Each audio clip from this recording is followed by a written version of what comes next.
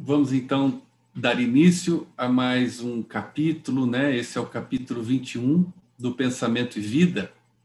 E nesse capítulo, Emmanuel nos falará sobre o dever, não é? Então espero que vocês gostem e que seja aí um momento interessante, né, de reflexão, um momento de aprendizado.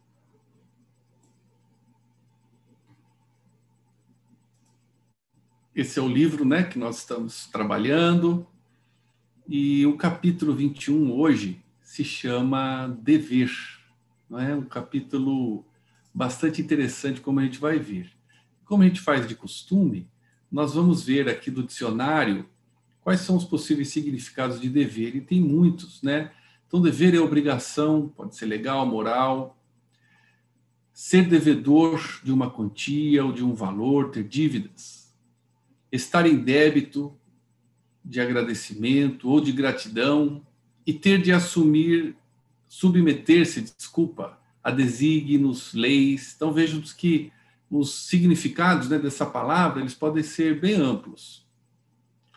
E eu listei aqui coisas que nós vamos ver ao longo do pensamento e vida, desse estudo, que vão aparecer. Então, obrigação, né, é um sinônimo aí de dever. Ser devedor que nós temos para dívidas ou responsabilidades para com a vida, para com Deus, para com os nossos familiares, né? O dever inclui aqui a necessidade de agradecer, né? A gratidão pelas coisas que nós recebemos de Deus, dos espíritos, dos amigos, dos familiares, e também a questão de se submeter. Veja que interessante, né? Então, o dever também é se submeter a desígnios e leis. Que leis? As leis da vida, as leis universais que regem o mundo. Então, Emmanuel começa da seguinte forma: o dever define a submissão que nos cabe a certos princípios estabelecidos como leis pela sabedoria divina, para o desenvolvimento de nossas faculdades. Então, veja que já aparece um pouco da definição do dicionário, né? Submissão. Então, o dever, né, que traz Emmanuel para nós aqui hoje, nesse estudo, ele é a questão da nossa submissão aos princípios estabelecidos pela sabedoria divina, ou as leis naturais, como a gente fala, que tem lá no Livro dos Espíritos. E o interessante é que essa submissão que nós devemos ter, elas visam o desenvolvimento de nós mesmos, né? Então, não é uma situação que a gente faz que visa o outro, visa nós mesmos, né? Então, em sua sabedoria, os deveres que nos estabelecem visam nós mesmos, nossa própria evolução, sendo, portanto, de nosso interesse o cumprimento das leis naturais. E aí vai trazer alguns exemplos, vai discorrer um pouco sobre esse conceito inicial que é central. Para viver em segurança, ninguém desprezará a disciplina. Então, aqui, segurança, disciplina. O que é disciplina? É regime de submissão às normas ditadas pelos superiores. Então, disciplina e dever e submissão está tudo interligado, e o Emmanuel nos traz da importância de nós nos submetermos às leis justas. Pensando nisso aqui, eu me lembrei de uma frase de Santo Agostinho muito interessante, que ele falava o seguinte, né? Que a primeira vontade do espírito é poder não pecar. Então eu tenho essa liberdade, essa decisão de não errar. E aí ele diz, e a segunda vontade, que é muito mais excelente, é não poder pecar. Então eu já não posso mais. Por quê? Porque eu já interiorizei essa questão da submissão do dever, das obrigações que nós vamos sentir pelo próprio amor, né? Nós vamos sentir esse dever, essa submissão às leis divinas, às orientações que a gente e o desejo de participar da vida daqueles que nos cercam, né, que são o nosso próximo. E aí ele continua simplificando isso. Obedecem às partículas elementares no mundo atômico, obedece à constelação na glória da imensidade. Então, desde as partículas, né, que giram em torno do núcleo, prótons, elétrons, que formam a estrutura do átomo, ali é muito disciplinado, né? Todo ali obedece às leis naturais. Até o macrocosmo. Então, a gente imagina a Terra girando em torno do Sol, o Sol girando em torno de outros sóis, estes sóis formando o movimento das galáxias, tudo isso obedece às leis universais, né? E isso representa o dever que ele é cumprido pela lei da matéria, para que ela tenha estrutura, né? E para que haja constância no universo. Então, a palavra obedecer, que é um dos sinônimos aqui de dever. E eu me lembrei, sempre eu nos estudos, essa frase de São Vicente, que faz parte da resposta à questão 888A do Livro dos Espíritos. Ele nos diz assim, São Vicente: amai-vos uns aos outros, eis toda a lei, divina lei pela qual Deus governa os mundos. E aí ele nos diz: a lei de atração para os seres vivos e organizados, e a atração é a lei de amor para a matéria inorgânica.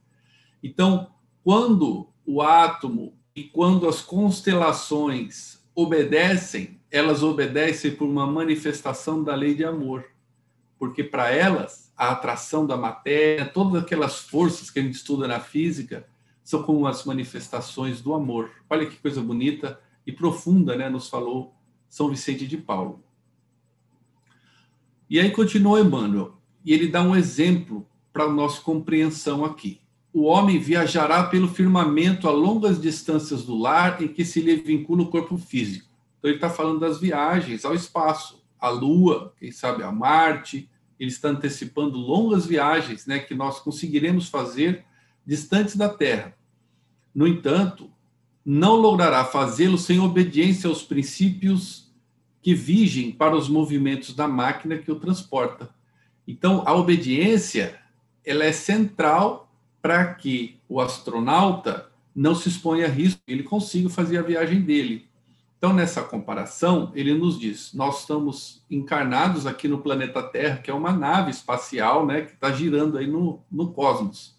E nós temos que cumprir as leis, né, nos cumprir obedecer esses princípios para que a nossa viagem seja segura. Se o astronauta não estudar a fundo, a gente sabe, né, eles se preparam anos para que eles tenham tanto as habilidades físicas como intelectuais, a compreensão de tudo aquilo, para que ele possa se comportar da maneira correta, senão ele não pilota aquela nave e ele não volta para casa, né? Então, da mesma forma, o nosso trajeto evolutivo aqui depende disso. E nunca a gente pode perder o panorama geral. Qual é? O livro Pensamento e Vida é um curso de preparação para a reencarnação, né? A gente já viu isso aí. Então, quem quiser retomar lá no capítulo 1 pode rever ou ler no original do livro, mais legal até, que Emmanuel nos trouxe um pouco de um curso que é dado no plano espiritual para aqueles que vão reencarnar. Então, ele está nos relembrando vários pontos. Um ponto é o dever que nós temos que cumprir para que as coisas venham dar certo nesse trajeto que nós estamos fazendo pela reencarnação. Então, o dever, como ele diz na primeira frase aqui desse estudo mesmo, ele diz, só estou retomando lá a primeira frase do Pensamento e Vida desse capítulo 21. O dever define a submissão a certos princípios estabelecidos como leis pela sabedoria divina para o desenvolvimento de nossas faculdades. Então, nós não desenvolveremos as nossas faculdades se nós fugirmos ao impositivo de respeitar as leis que a regulam. Dessa forma, pode-se simbolizar o dever como faixa de ação no bem que o Supremo Senhor nos traça à responsabilidade para a sustentação da ordem e da evolução da obra divina no encalço de nosso próprio aperfeiçoamento. Opa, aqui já complicou um pouco, né? Veja que interessante. Então, o dever simboliza a nossa necessidade de atuarmos na nossa faixa de ação no bem. Então, o que é o dever? É a nossa faixa de ação no bem. Então, as coisas boas que eu sou capaz e que se apresentam à minha frente para eu fazer, aquelas se constituem o dever que eu tenho nessa encarnação. E eles estão ali traçados, né, por Deus, ou pelo Senhor da vida, como sendo a nossa responsabilidade. E Deus, ele nos coloca como co-criadores do universo, ou seja, ele nos dá efetivas responsabilidades, não é de brincadeira, é de verdade. Ele nos dá a oportunidade de trabalhar e nos torna responsáveis por algumas partes. Então, são a responsabilidade nossa. Obviamente, se a gente não cumpre com a nossa responsabilidade, haverá um prejuízo para a ordem geral das coisas e para nós mesmos, né? Então, quando eu cumpro o meu dever, que é aquela faixa de ação que eu tenho, que é a minha responsabilidade, eu colaboro para a sustentação da ordem e da evolução, né, da obra de Deus. E aí, com isso, eu mesmo me aperfeiçoo. E responsabilidade, que é uma palavra importante aqui no cumprimento do dever, é a obrigatoriedade de responder pelos próprios atos, né? Então, no momento em que Deus nos dá responsabilidades, automaticamente ele nos dá a vontade e o livre-arbítrio. Vontade e livre-arbítrio traz consigo a responsabilidade. Quando, então, agora eu respondo pelos meus próprios atos e eu tenho a liberdade de atuar da forma correta ou não. Depende do que eu entendo, o que eu quero. E isso tem a ver com ordem e evolução. E dever, neste aspecto, também é importante a gente relembrar o conceito de reencarnação para o espírita. Então, na pergunta 132 do Livro dos Espíritos, Kardec indaga qual é a finalidade da encarnação. E aí eles respondem, os espíritos, que é o atingimento da perfeição. E para isso ocorrem expiação, omissão, ou mesmo não é nada de sofrimento, nada disso, é simplesmente a oportunidade de reencarnar, é colocar-nos em condição de enfrentar a nossa parte na obra da criação. Então, quando a gente vê essa resposta dos espíritos, né, que quando reencarnamos, nos colocamos em condição de enfrentar a nossa parte na obra da criação, nós vemos que essa resposta de Emmanuel, pela mediunidade de Chico Xavier, está perfeitamente alinhada com a codificação de Kardec, e é um aprofundamento, um desdobramento desse assunto, né? Então, o dever é a faixa no bem, como ele diz aqui, aquelas condições que eu tenho à minha frente de trabalho, e para entender isso a gente pode relembrar dos ensinos que já tivemos aqui, que seria profissão, né? Vocação, sociedade, trabalho. São todos capítulos que nos mostram o que é essa faixa de ação, como que nós atuamos dentro desse nosso dever. E também me lembrou de uma lição importante, né, uma fala de Jesus que é santifica-os na verdade, do Evangelho de João. Então Jesus, né, ele pede ao final do seu mandato lá que Deus santifique os discípulos na verdade. Ele não pede para eles facilidades. Ele não pede que os discípulos sejam isentados de sofrimentos, que a vida deles seja só flores e facilidades. Ele pede que eles sejam santificados na prática do dever deles, da verdade deles, que é a faixa de ação de responsabilidade deles. E aí, como às vezes é difícil entender essa frase de Jesus, se você quiser complementar, você pode ler lá no item 139 do Fonte Viva. O título é a santificação. Então, a explicação de Emmanuel para esta frase é essa, né? Então, Jesus pediu que os discípulos fossem santificados na ação, no bem, fazendo o que lhes cabia como responsabilidade em termos de trazer a palavra da verdade, trazer a boa nova, implantar o Evangelho de Jesus na Terra. E para nós é isso também. É isso que Jesus espera de nós, né? Quando nós reencarnamos lá no plano espiritual, era isso que a gente buscava. Continua Emmanuel. Cada consciência bafejada pelo sol da razão será interpretada, assim, a conta de raio na esfera da vida, evolvendo da superfície para o centro, competindo-lhe a obrigação de respeitar e promover, facilitar e nutrir o bem comum, atitude espontânea que lhe valerá o auxílio natural de todos os que lhe recolhem a simpatia e a cooperação. Então, vamos entender essa frase aqui, né? Então, o que me chamou a atenção aqui é que a gente evolve. Evolver é desenvolver-se gradualmente, sofrer evoluções, evoluir. a gente evolui da superfície para o centro. Eu confesso que eu não consegui entender isso. Talvez seja que Emmanuel quis simbolizar que na vida material, ao fazer das coisas e do contato com as pessoas e da matéria, nós conseguimos perceber quem somos, criar a nossa mente, aprender. E com o tempo, conforme esse conhecimento, essas questões exteriores vão se solidificando, lentamente aquilo vai nos transformando de fora para dentro. Então, o contato com o exterior é que vai lentamente nos transformando o centro, porque a gente evolui isso para o centro. Veja que coisa interessante, né? Então, de repente, o desabrochar desse momento da nossa evolução, que é o desabrochar das atitudes espirituais, das nossas potências da alma, do próprio pensamento, vontade, imaginação, do amor, dos sentimentos bons, eles começam agora a frutificar ou se desenvolver graças a esse longo período de desenvolvimento que veio de fora para dentro, não é? Isso que eu imaginei aqui. Não sei se vocês vão concordar comigo. E cada consciência nesse processo é um raio na esfera da vida, né? Olha que interessante. O sol da razão, porque nós já somos espíritos que conquistaram a razão, e o sol da razão nos faz com que sejamos aqui um raio na esfera da vida. E aí eu lembrei do capítulo 5, Educação, né? Onde Emmanuel diz que tudo demonstra que nós vivemos num reino entrecortado de raios, né? E que na intimidade desse império glorioso de energia, que o mundo é um império de energia, os raios mentais, eles atuam condicionando os elementos em que a vida se expressa. Isso aqui é bastante profundo e tem a ver com o que ele acabou de dizer agora, né? Então, cada um é um raio, ou seja, o nosso raio mental condiciona os elementos da vida à nossa volta. E isso é um dever nosso, para que a gente faça isso da maneira correta e com o propósito do bem.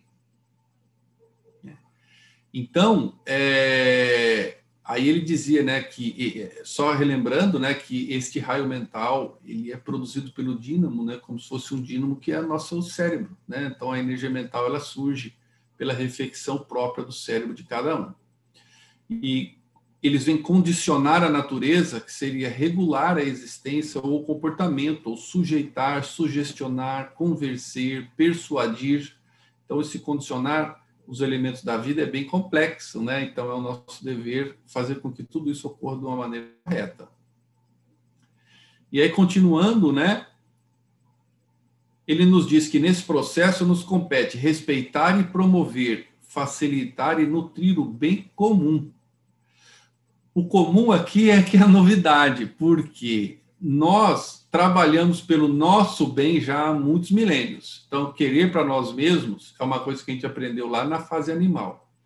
E hoje nós temos que querer para todos, né? Então, nós temos que respeitar, promover, facilitar e nutrir o bem comum, né? Isso é uma coisa bem interessante. E atitude espontânea que valerá o auxílio de todos os que lhe recolhem a simpatia e a cooperação, né? E aí, cooperação é o capítulo 3 do Pensamento e Vida. E Emmanuel diz, urge que o senso de cooperação seja chamado a sustentar os impulsos da vontade. Então, para todos com os quais nós cooperamos, eles se somam a nós nessa questão da construção do bem comum e nós colhemos o auxílio dessas pessoas, né? Quando a gente a gente trabalha no sentido cooperativo e não no sentido individual, só para si próprio. E quando a gente estudou a cooperação, nós meditamos um pouco sobre essa questão 888A, que era sobre a esmola.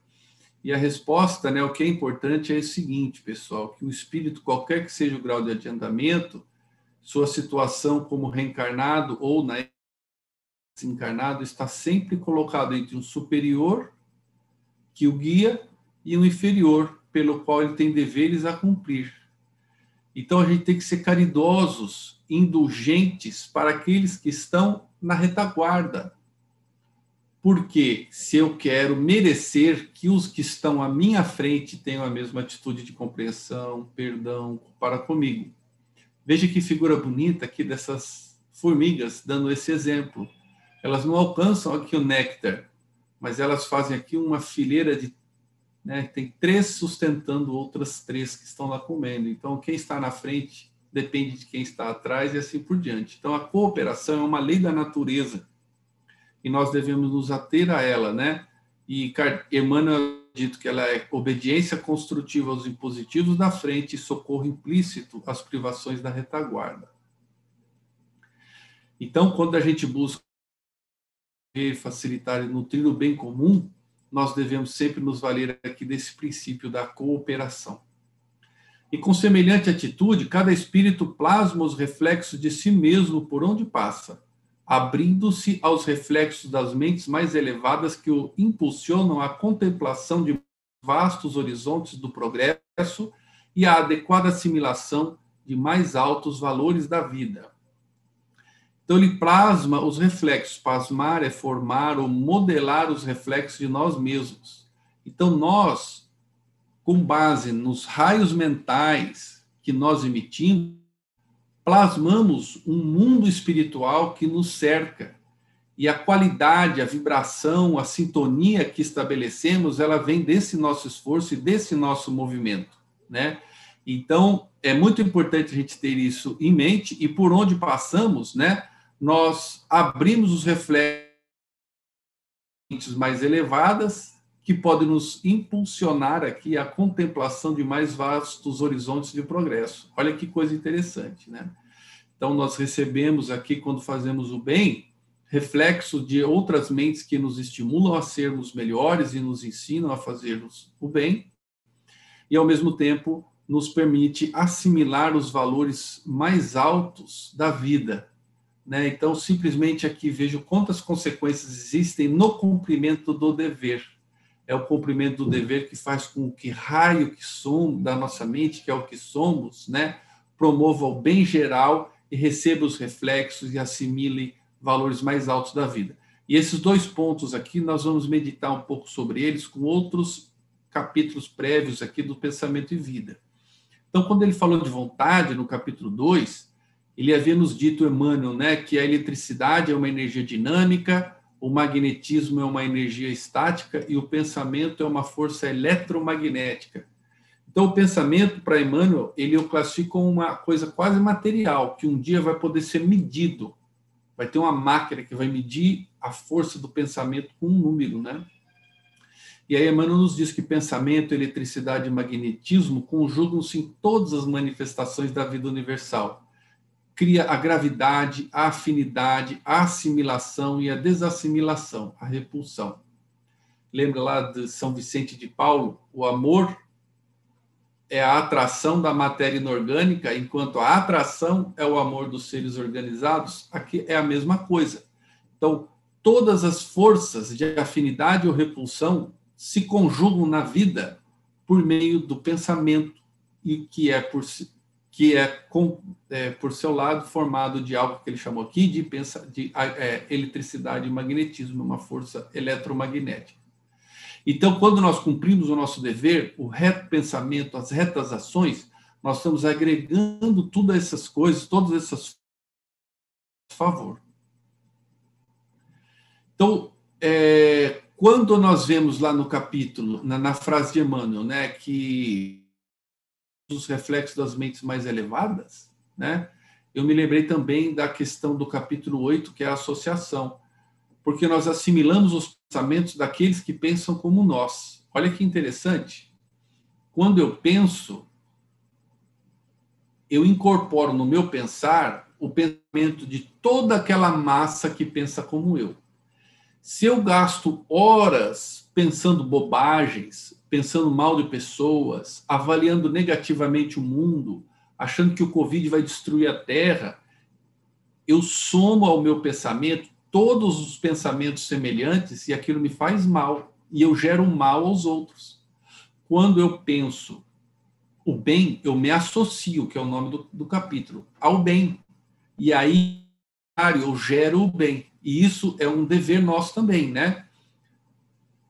é que, sentindo, mentalizando, falando ou agindo, sintonizamos-nos com as emoções e ideias de todas as pessoas, encarnadas ou desencarnadas, da nossa faixa de simpatia, né? Então, a gente acaba se sintonizando com aquilo com as pessoas da nossa faixa. Então, se eu quero estar sintonizados com pessoas boas e que querem o bem, eu tenho que ter uma mente voltada para isso. E aí, quando eu cumpro o dever, né, eu recebo esses reflexos, tá? É como a faixa de simpatia aqui, né? Eu brinquei no dia que a gente estudou isso, é como se fosse a frequência do rádio. Que música eu toco? Aquela que eu sintonizo, né? E também ele termina dizendo aquele parágrafo que a gente vai assimilar de mais altos valores da vida. E eu lembrei da profissão. Foi muito bonito o estudo da profissão, para mim foi muito revelador, né? Que é o capítulo 17. Emmanuel diz assim, que nas atividades que transcendem o quadro dos serviços remuneráveis, ou seja, quando eu trabalho não só para receber um salário, mas por amor, por interesse no outro, para o bem geral, né? Então, um trabalho que transcende a remuneração, que é fruto das almas que ultrapassaram o impulso de preservação do próprio conforto. Neste momento que eu estou trabalhando, descem reflexos mentais das inteligências celestes que operam por amor nas linhas de benemerência oculta. Então, se eu sou espírita, eu não vou transformar o mundo indo no centro espírita fazer prece. Também vai ajudar. Mas onde eu vou atuar para transformar o mundo? No meu trabalho, na minha profissão. É por isso que Jesus, ele ia na sinagoga, ele ia pregar e discutir, mas ele vivia a vida ensinando por ações. Então, o nosso trabalho é o nosso local de maior assimilação e propagação das energias positivas que pretendemos.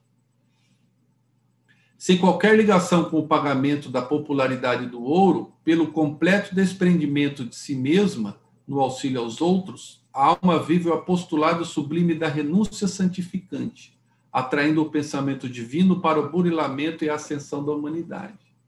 Então, quando nós atuamos nesse nosso dever, né, de sermos solidários, de amarmos ao próximo, nós começamos a criar todas essas condições incríveis aqui que a gente vê, né?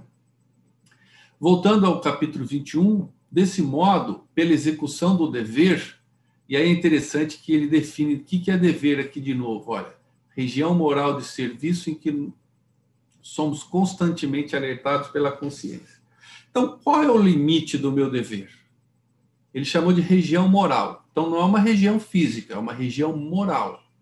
Estou falando de atitudes morais. E ela tem um perímetro, ela é delimitada. O que delimita isso? A minha consciência. Então, eu sei onde eu devo fazer, onde eu não devo fazer, o que eu devo fazer, né? Porque na consciência, Deus colocou em nossa consciência todas as leis morais. Quando Kardec perguntou, onde estão escritas as leis morais? Na consciência. E aí Kardec perguntou, mas se está na consciência, por que eu tenho que estudar? Aí os espíritos responderam, porque vocês são rebeldes e esquecem. Então, nós devemos relembrá-los, né? E aí, quando a gente executa esse dever, que é essa região moral de serviço, nós exteriorizamos a nossa melhor parte e recolhemos de retributo a melhor parte dos outros, né? Olha que interessante. Então, nós recolhemos dos outros os reflexos que plantamos neles, pois a mente dos que nos cercam são espelhos do que somos. Então, isso aqui é meu, né, pessoal? Não é de Emmanuel, mas é bem baseado nos conceitos dele, de vários capítulos aí, né? Então, a gente recolhe do outro aquilo que plantou no outro. Então, o reflexo mental meu atua no outro e o outro devolve como um espelho, porque no capítulo 1 ele fala que a mente é o espelho da vida em toda parte. Então, a gente espelha, a gente devolve a imagem, né? E isso é muito importante. Então, quando eu vejo e convivo com uma pessoa que me causa problema, com certeza eu estou recebendo o reflexo dos problemas que eu gerei. E aquilo diz muito de quem eu sou ou fui e que tenho que melhorar. Acontece, porém, que muitas vezes criamos perturbações nas linhas de atividade que o Senhor nos confia. E não apenas desconjuntamos a peça da nossa existência, como também colocamos em desordem muitas existências alheias, desajustando muitas outras peças da máquina do destino. Então aí ele começa agora, depois dele ter definido, explorado todo esse aspecto da importância do dever, ele começa agora a contar que às vezes nós não cumprimos o nosso dever, né? Então nós criamos, quando não fazemos isso, perturbações nas nossas linhas de atividade, né? Então Jesus nos confiou uma tarefa e não a cumprimos. Com isso nós desconjuntamos a nossa existência e causamos desordens em muitas outras existências, porque se Jesus nos deu uma tarefa, se Deus, desculpa, nos deu uma tarefa a cumprir, o não cumprimento dela, com certeza ocorrerá em consequências negativas. E aí a gente lembra da sociedade, né, pessoal? Porque o que é a sociedade? Esse é o capítulo 18. Ela pode ser comparada a uma floresta de criações mentais. Olha que imagem Emmanuel traz. Onde cada espírito em processo de evolução e isolamento encontra os reflexos de si mesmo. Então, quando nós desconjuntamos, como ele falou agora, a nossa peça e as demais peças, nós criamos essa floresta de atitudes mentais que muitas vezes são negativas, né? E a sociedade, diz Emmanuel, é o filtro gigantesco do espírito em que as almas, na abastança ou na miséria, na direção ou na subalternidade, colhem os frutos de plantações que lhes é própria. Então, nós temos o dever de assumir a colheita do que fizemos e o dever de plantar agora boas coisas para o futuro. Surge, então, para nós, continua Emmanuel, o inexorável constrangimento à luta maior, que podemos nomear como sendo o dever regeneração. Então, no momento em que nós perturbamos o movimento geral da máquina e criamos esse desconjuntamento, essa dificuldade, nós nos constrangemos. Constranger é unir-se muito, comprimir, tolher a liberdade. Então, eu me uno, eu me constranjo pela minha atitude a uma luta maior. Então, eu crio dificuldades para mim. E o que antes era dever, agora vira dever regeneração. E no dever regeneração, além da tarefa que me cumpria, eu tenho somada a tarefa de refazer os erros. Por isso que eu me complico, né?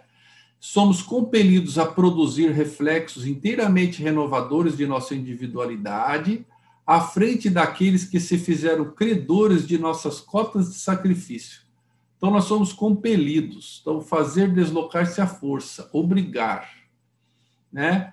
E aí, a quê? Né? Para aqueles que se tornaram credores de nossas cotas de sacrifício. Por que agora eu tenho que me sacrificar? Porque eu errei.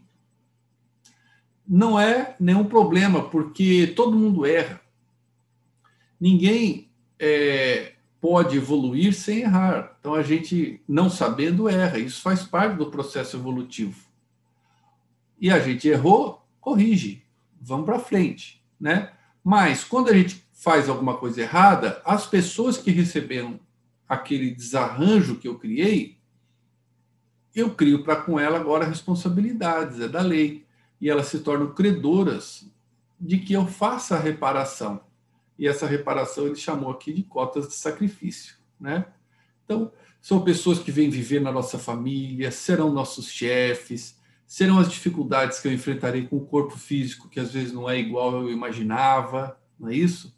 Então, são credores das nossas cotas de sacrifício para que a gente refaça, na forma do dever regeneração, os nossos caminhos. E é dessa maneira que recebemos, por imposição das circunstâncias, a esposa incompreensiva, o esposo atrabiliário, a imposição das circunstâncias. Então, é a lei de ação e reação, não é Deus, né, mas sim um mecanismo natural da vida. A esposa incompreensiva, o esposo atrabiliário é colérico, né, quando aquela pessoa é irracível, muito brava, violenta. O filho doente, o chefe agressivo, o subalterno infeliz, a moléstia pertinaz, ou a tarefa compulsória a benefício dos outros. Então, eu não tenho muita opinião, eu tenho que trabalhar para outras pessoas, me vejo obrigado àquilo, né? Dever. E isso é o quê, pessoal? Se a gente lembrar que dever é a faixa de ação que somos compelidos a atuar pela consciência, não é isso que Emmanuel disse? Então, o dever é justamente a esposa, o marido, o filho, o chefe, o corpo, a pessoa subalterna que não faz o correto, né? A tarefa que a gente é compelido, a gente se sente sufocado e obrigado a fazer, aquele é o nosso, nosso campo moral de atuação, né? A nossa gleba moral de trabalho é o nosso dever. E ele chama isso, então, de gleba espiritual para esforço intensivo na recuperação de nós mesmos. Né? Então, a gente começa a entender o dever como uma coisa moral transcendente, onde a mente refaz o que os erros, ao mesmo tempo que colabora para a criação do mundo, né? Dentro do propósito de reencarnação que Deus nos traçou. E aí eu lembrei lá da família, que é o capítulo 12, que tem a ver com isso aqui que a gente já viu, né? Então, a família consanguínea entre os homens pode ser apreciada como o centro essencial de nossos reflexos. Tudo para Emmanuel é reflexo da mente. Então, centro essencial de nossos reflexos. Para onde se volta o nosso pensamento? É o núcleo familiar. E esses reflexos são agradáveis ou desagradáveis, que são simplesmente o retorno do pretérito. O pretérito bom, reflexo bom, o pretérito ruim, reflexos ruins. Isso é o nosso centro essencial de ação, ou que ele chamou muito bonito aqui, né, gente, de gleba espiritual para esforço intensivo na recuperação de nós mesmos. E esse é o dever da reencarnação, o dever mais importante. Por isso que Emmanuel nos traz isso, né, no Pensamento e Vida, para que a gente use ao máximo essa oportunidade. A gente não sabe, né, pessoal, quanto demorou, quão difícil foi estruturarmos essa vida, esse corpo. Vamos aproveitar, né? Ainda na família, ele diz que é assim que na esfera do grupo consanguíneo, o espírito encarnado segue ao encontro dos laços que entreteceu para si próprio, na linha mental que se lhe caracterizam as tendências. Então, nós encontramos ali, né, para que a gente possa refazer e continuar. E não é só negativo, nós temos na nossa família gente muito boa, né? Pessoas que estão ali somadas a nós para nos dar força e fazermos mais. E esse é o final, né, do capítulo, mas é uma linha, é um parágrafo meio grande, né? Então eu vou dividir ele em pequenos comentários. Mas ele diz assim: é por esse motivo que de nada vale desertar do campo de duras obrigações em que nos vejamos sitiados. Olha que palavra, hein? Sitiados ou isolados, presos, por força dos acontecimentos naturais do caminho. De vez que na intimidade da consciência, ainda mesmo que a apreciação alheia nos liberte desse ou daquele imposto de devotamento e renúncia, ordena a razão, estejamos de sentinela na obra de paciência e de tolerância, de humildade e de amor, que fomos chamados intimamente a atender. Então vamos entender isso aqui, né? Muitas vezes as pessoas nos aconselham a abandonar. Falar, olha, está muito difícil, para que isso? Você vai submeter isso, vai ser feliz. A gente não ouve muito isso aí. Fala, olha, você não merece isso aí que está acontecendo com você. Olha, você é uma pessoa boa. Olha, estão fazendo tudo isso para você. Sai dessa, né? A gente não merece hoje. O que a gente fez há 1000 anos? O que a gente fez há 2000 anos? O Espírito Eterno vem praticando erros há quanto tempo? Hoje é a oportunidade de resgate, de rever isso. E Emmanuel nos faz esse importante alerta. Então ele nos diz o seguinte: é por esse motivo, né, por encontrarmos com o dever as pessoas que são parte dos processos de libertação e reconstrução que temos que fazer, né, não vale desertar. Mesmo que as obrigações sejam duras, não vale desertar, né? E que estamos sitiados, ou seja, presos ali, né? Pela força dos acontecimentos naturais. Agora, veja que acontecimentos naturais. Porque existe também, a gente vê no Livro dos Espíritos muito claro, causas anteriores das aflições, que é isso aqui. Mas existem as causas atuais das aflições, que são a maior parte das aflições que nós temos, são frutos de erros atuais. Então, se eu resolvo usar o álcool, depois eu tenho uma cirrose hepática, não posso culpar ninguém, não ser eu mesmo nessa vida. Aqui não é isso. Aqui não é o seguinte, eu fiz um casamento por conveniência, por riqueza. Eu casei com alguém que eu não gostava para ser rico. Isso eu errei agora, a consequência eu vou cumprir agora. Eu casei com uma pessoa e descobri dificuldades no relacionamento. Ou seja, são acontecimentos naturais que a gente fez de boa vontade, mas que surgem no nosso grau evolutivo atual dificuldades naturais. Então, nesses acontecimentos naturais que vêm por força dos acontecimentos, é onde está a nossa gleba espiritual de trabalho intensivo, é o nosso dever, né? Então, não vale a pena desertar dele. De vez que na intimidade da consciência, ainda mesmo que a apreciação alheia, ou seja, que a sociedade de alguma forma fale, não, tudo bem, não faça, não precisa disso tudo, né? A gente sente no fundo da consciência que a gente deve, que é como um imposto de devotamento e renúncia que nós temos que trabalhar. E é por isso que no Evangelho segundo o Espiritismo tem tantas mensagens sobre a renúncia, o devotamento, né, a abnegação, que são forças espirituais muito poderosas que nós devemos saber construir em nós. E aí ordena a razão que sejamos de sentinela na obra de paciência e tolerância, humildade e amor que fomos chamados intimamente a atender. Então esse é o nosso maior dever, pessoal. Ele não está em pagar o imposto, pagar o IPTU, não é isso aí. Nosso dever está no conviver com o próximo, é nossa gleba moral. É eu receber o mal e retribuir com o bem. É eu ser um agente ativo de promoção do bem para a minha família, principalmente, para o meu trabalho, para a minha escola, onde eu estou inserido socialmente, que eu seja o elemento que cumpre isso. Olha, mesmo que sejam obrigações duras, a razão, porque a nossa fé é raciocinada. Então, isso aqui não, é por explicações lógicas que a gente está falando, né? A gente vai cumprir a nossa obra de paciência, de tolerância, de humildade, de amor. Sem isso, não obstante a aparência legal de nosso afastamento da luta, ou seja, mesmo que a sociedade admita que eu fiz bem em me afastar dessas dificuldades todas, somos invencivelmente onerados, dificultados, ou a gente se sente com o dever de pagar, né, de imposição, por ocultas sensações de desgosto ante as nossas próprias fraquezas, que, começando por ligeiras irritações e pequeninos desalentos, acabam matriculando-nos nos institutos da enfermidade ou na vala da frustração. Então, quando eu começo a não atender às exigências esses meus deveres morais para com as pessoas que me cercam, que estão ligadas a mim porque foram entretecidas, ou seja, construídos esses laços das evoluções e elas estão comigo por uma sintonia pela lei de associação, elas vieram não ao acaso, mas porque foi atraído pela lei de causa e efeito e pela situação mental nossa.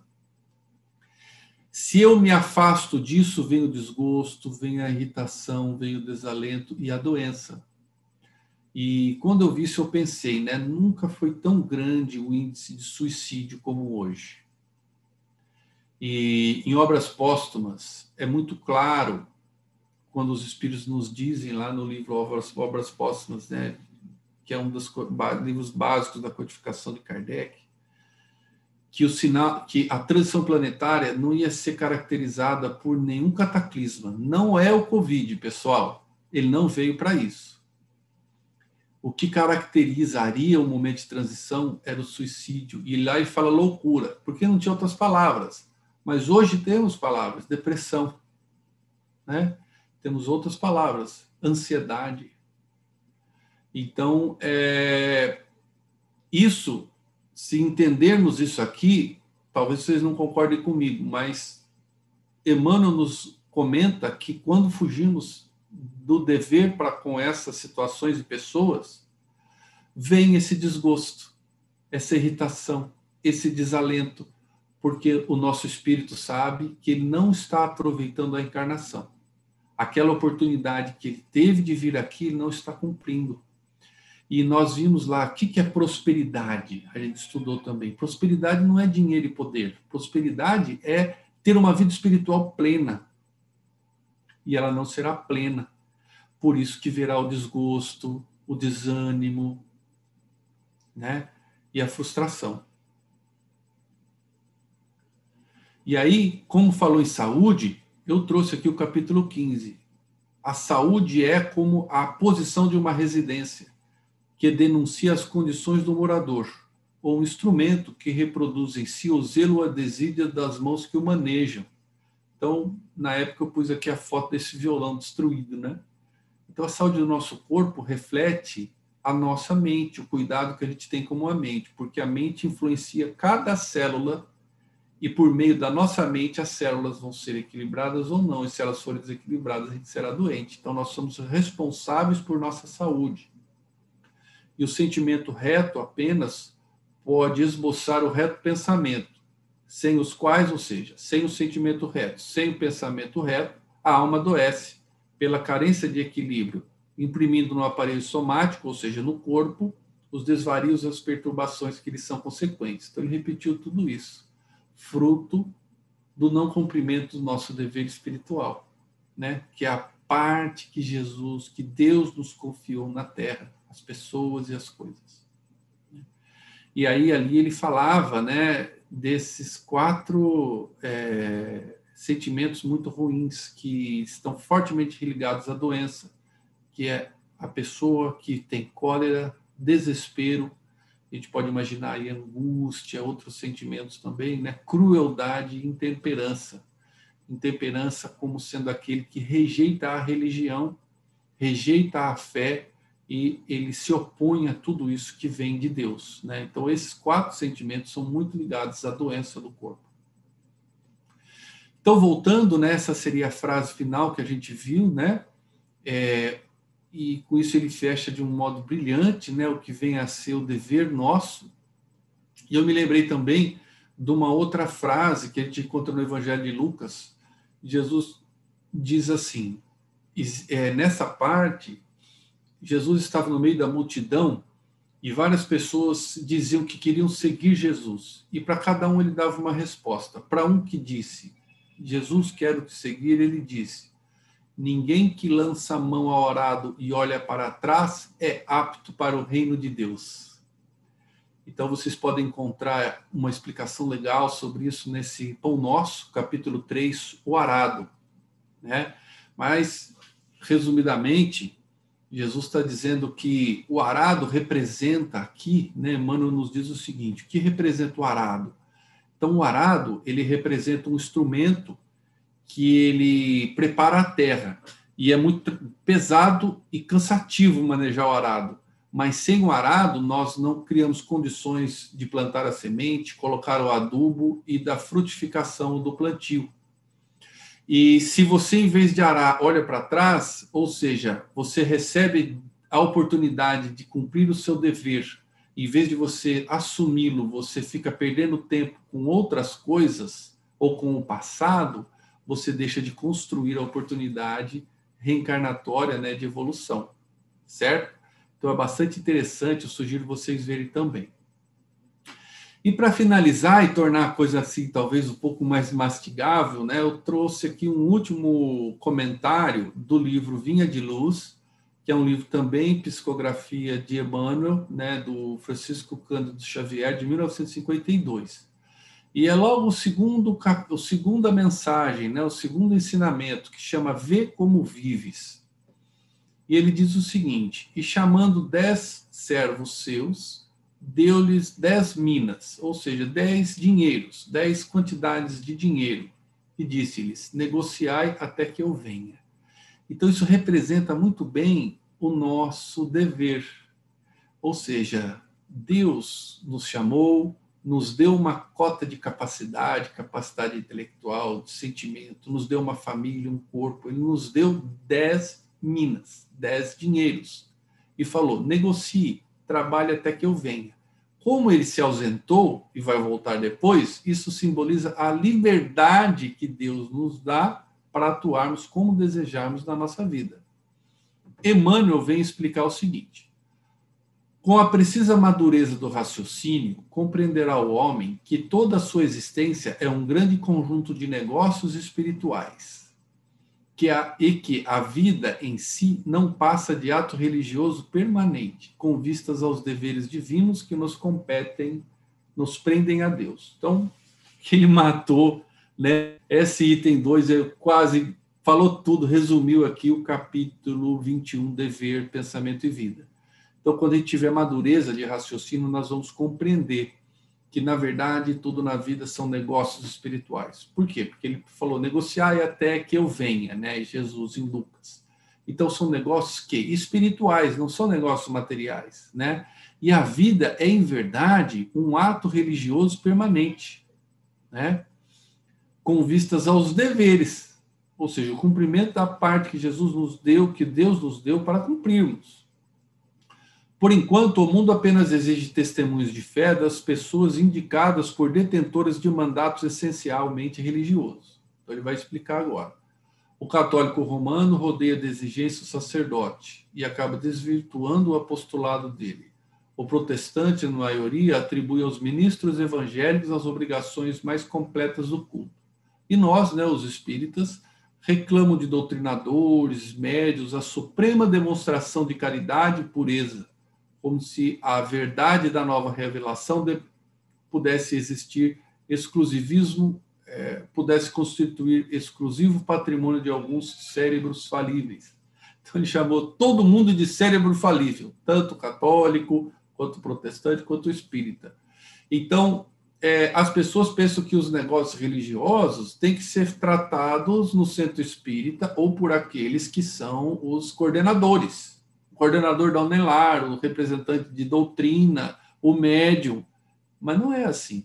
Todos estamos envolvidos nos negócios religiosos.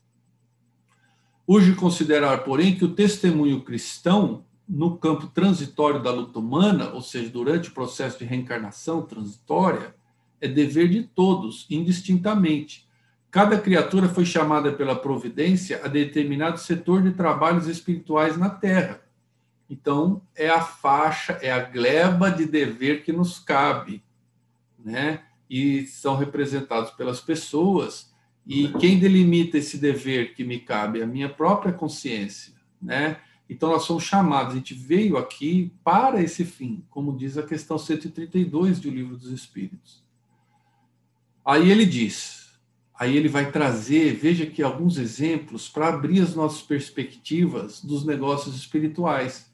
Então, o comerciante, desculpa, eu esqueci disso, né? O dever indistintamente. E o dever, né? O nosso setor de trabalho, é como ele acabou de nos dizer aqui no Pensamento e Vida, capítulo 21. É a faixa de ação no bem que o Senhor Supremo nos traça a responsabilidade, né? O comerciante está em suprimentos de fraternidade. Será que, como comerciante, a gente pensa que a nossa missão espiritual é fornecer fraternidade? Ou só ganhar dinheiro, ser eficiente e ficar rico? São convites profundos que Emmanuel nos faz. O administrador permanece em negócios de orientação, distribuição e responsabilidade. Será que, como administrador, eu quero o melhor do funcionário para o bem do próprio funcionário, meu e de todos, ou eu quero tirar do funcionário o máximo possível para que a minha empresa ganhe de lucro e eu tenha uma visão egoísta desse processo? Então, todos estamos em negócios espirituais. O administrador, ele está ali para orientar, para distribuir e para responsabilidade. O servidor foi trazido a negócio de obediência e edificação.